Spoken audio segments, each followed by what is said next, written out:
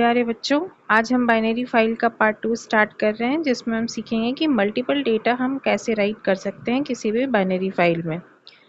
हम अपनी सारी कोडिंग मोबाइल में करने वाले हैं और अगर आपने अभी तक पार्ट 1 नहीं देखा है तो प्लीज़ आप पहले पार्ट 1 देख लीजिए, ठीक है। तो स्टार्ट करते हैं हम। पहला स्लाइड ये कह रहा है कि why use pickle dot dump. अब ये तो आप मुझे बताएंगे कि पिकल डॉट डम्प क्यों यूज़ होता है। ये आपको पिछली वीडियो पे भी बताया था मैंने। ये क्या करता है बताइए, आपके डेटा को 0-1 के फॉर्मेट में चेंज करके स्टोर करता है, ठीक है। यही काम होता है पिकल डॉट डम्प का। हमें टपल्स, डिक्शनरीज, लिस्ट, अगर ये सारी चीज़ें स्टोर करनी है तो हम पिकल डॉट डम्प यूज़ करके स्टोर कर सकते हैं। ये सारी चीज़ें पहले डिस्कस हो गई हैं, ये एज ए रिवीजन हम देख लेते हैं, उसके बाद हम डायरेक्ट कोडिंग पे आ जाएंगे। तो सबसे पहले आप इंपोर्ट करोगे पिकल मॉड्यूल को।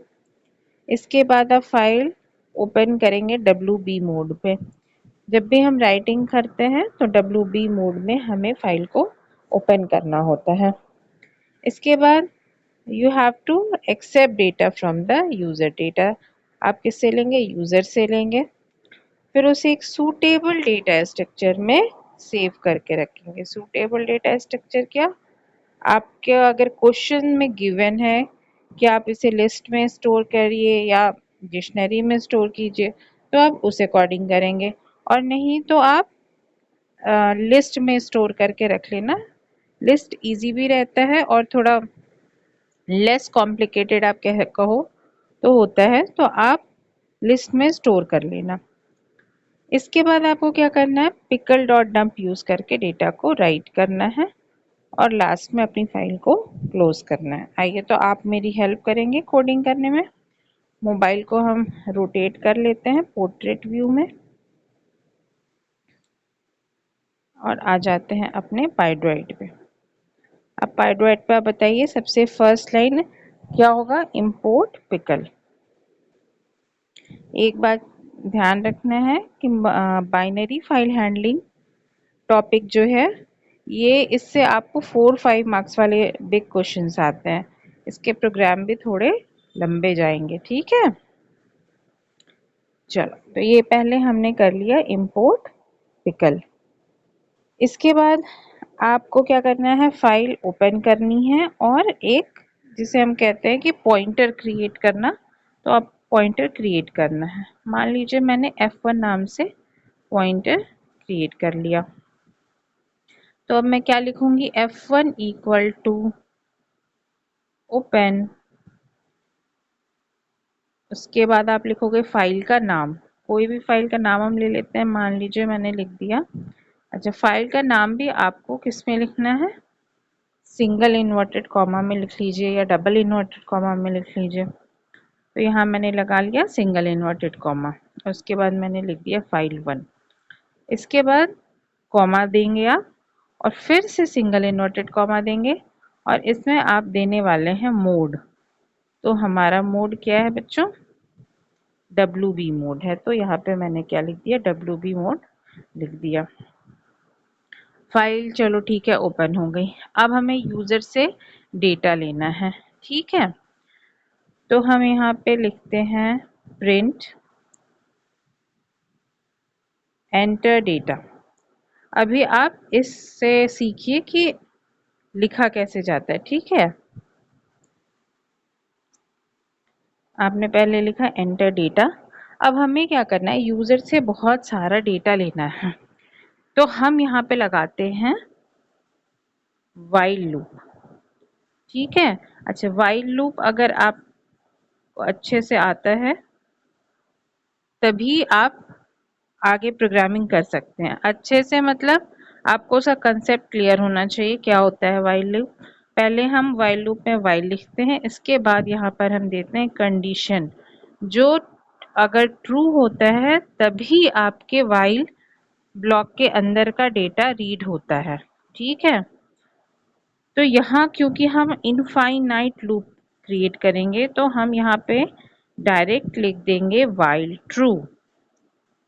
मतलब हमने कंडीशन देने की बजाय हमने डायरेक्ट लिख दिया है वाइल ट्रू।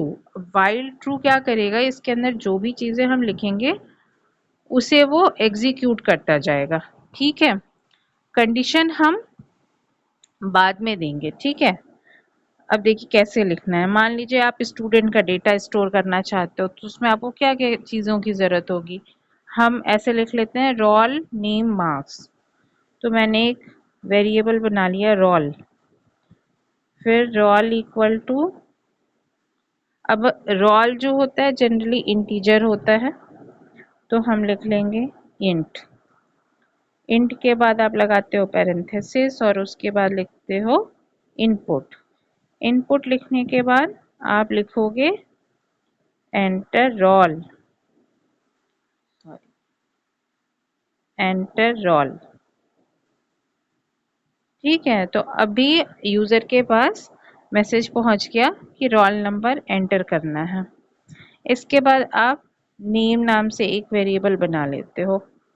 इसके बाद नेम लिखोगे इक्वल टू, नेम जो है वो स्ट्रिंग होता है तो आपको इंट लिखने की ज़रूरत नहीं है, तो आप क्या लिखेंगे इनपुट एंटर नेम। ठीक है, तो मैंने लिख दिया इसमें एंटर नेम। अब इसके बाद मार्क्स अगर लिखना है तो आप मार्क्स भी लिख सकते हैं। मैंने लिखा marks equal to input parenthesis single inverted comma. अब आप बताइए क्या लिखूं मैं। हाँ, एंटर मार्क्स लिखेंगे। Very good.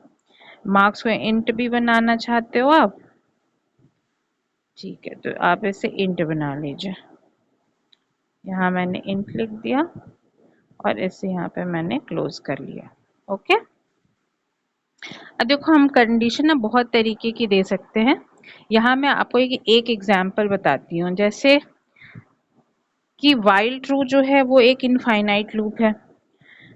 तो हम जब ये प्रोग्राम रन करेंगे तो ये प्रोग्राम बार बार यूज़र से रोल नंबर मांगेगा, नेम मांगेगा और मार्क्स मांगेगा। ठीक है, स्टोर करने के लिए किसमें, फाइल 1 में।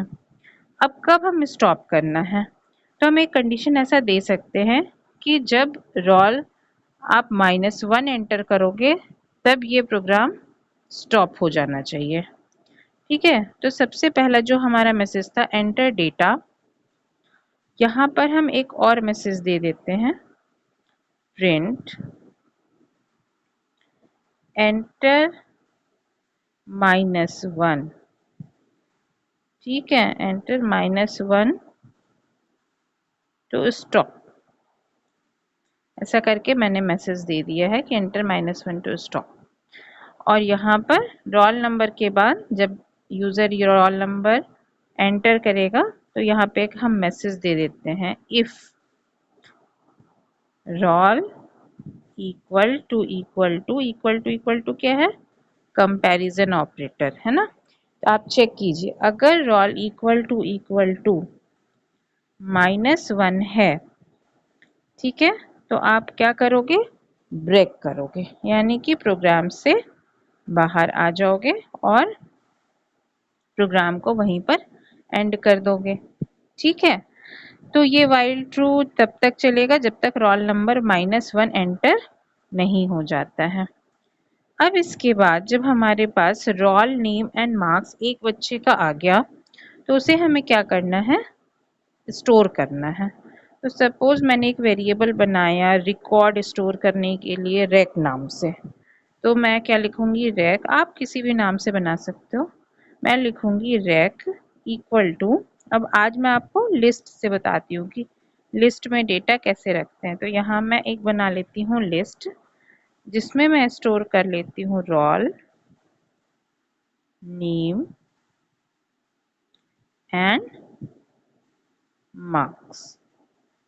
ठीक है, तो रोल नेम मार्क्स जो यूज़र एंटर करेगा उससे हम एक लिस्ट में स्टोर कर लेंगे जिसका नाम हमने रख लिया है रैक। अब रैक में स्टोर हो गया, उसे हमें क्या करना है, डंप करना है। तो हम क्या लिखेंगे पिकल डॉट डंप, इसके बाद पैरेंथेसिस, रिकॉर्ड को डंप करना है तो रिकॉर्ड, कॉमा किस फाइल में करना है, इसका पॉइंटर का नाम क्या है F1, तो यहाँ डंप में आप क्या लिख दोगे F1। ठीक है, हो गया, प्रोग्राम बन गया, ये डंप हो गया। और इसके बाद हम वाइल लूप से बाहर आ जाते हैं, तो इसके लिए मैं पीछे आऊंगी, अपने कर्सर को पीछे लाऊंगी और फाइल को क्लोज कर दूंगी F1 डॉट क्लोज, और ये पैरेंथेसिस। ठीक है, 13 लाइन्स लगी इसमें, इस प्रोग्राम में। इसको पहले मैं रन कर लेती हूँ, उसके बाद आप इसका स्क्रीनशॉट लेना। चलो, इसे येलो बटन पे मैंने क्लिक किया, देखिए मैसेज क्या आ रहा है, enter data, enter -1 to stop, enter roll, मैंने लिखा 1। अच्छा देखो यहाँ ना 1 लिख रही हूँ मैं, तो बिल्कुल रोल से ना ऐसे बिल्कुल इसमें स्पेस नहीं, तो ये अच्छा नहीं लग रहा, तो फिर बैक से मैं जाती हूँ और जहाँ लिखा है ना एंटर रोल, यहाँ पे एक कोलन लगा देती हूँ। इससे क्या होगा कि वहाँ ना देखने में सही आएगा। अब डिस्प्ले कैसे होगा मैसेज, ये टोटल आप पे डिपेंड करता है कि आप उसे कितने अच्छे से प्रेजेंट करते हो, है ना। मार्क्स के आगे भी लिख देती हूँ कोलन। अब देखना, रन करूंगी तो कितना ये सही आएगा, ये देखो एंटर रोल, है ना। अब रोल 1 एंटर किया मैंने, नेम कुछ भी रख लेते हैं, अमन रख लेते हैं, ठीक है। फिर एंटर किया, एंटर मार्क्स, इसके मान लीजिए आए हैं 79 मार्क्स। ओके, फिर से ये एंटर रोल कह रहा है, तो हमने लिखा 2। उसके बाद नाम मान लो हम सुमित रख लेते हैं, ठीक है, सुमित हो गया। फिर एंटर मार्क्स, इसके समझ लीजिए 98 आ गए, ठीक है।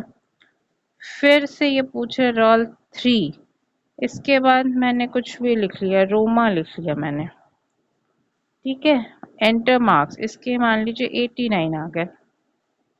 फिर से ये, अब देखो ये इनफाइनाइट लूप है, ये आपसे बार बार कहेगा डेटा एंटर करने के लिए, पर आपको कहीं तो स्टॉप करना होगा इसे। तो आप कैसे स्टॉप करोगे, आप इसमें लिख दोगे -1 और फिर प्रेस एंटर करोगे तो कैसा मैसेज आ गया बच्चों, प्रोग्राम फिनिश्ड। ठीक है, 3 डेटा एंटर करने के बाद आपने प्रोग्राम फिनिश कर दिया। अब इस प्रोग्राम को जब आप दोबारा रन करोगे, तो क्योंकि ये WB मोड में है, तो सारा डेटा डिलीट होके फिर से राइट हो जाएगा। तो आप जब दोबारा इसे रन करोगे तो आप WB की जगह AB कर देना, अपेंड मोड में से ओपन करना, सो दैट पहले का भी डेटा रहे और ये वाला डेटा डिलीट भी ना हो। अब हमने फाइल 1 जो क्रिएट किया है, एक बार देखते हैं ये फाइल भी कैसी दिख रही है। यहाँ मैंने माई पाइथन प्रोग्राम नाम का फोल्डर बना रखा है, इसी में मेरे सारे प्रोग्राम स्टोर हैं, तो मेरा फाइल 1 भी इसी में बना होगा। ये देखो फाइल 1 बन गया ना, मैंने फाइल 1 बनाया है, इसमें मैंने आपको एक्सटेंशन मेंशन नहीं किया था।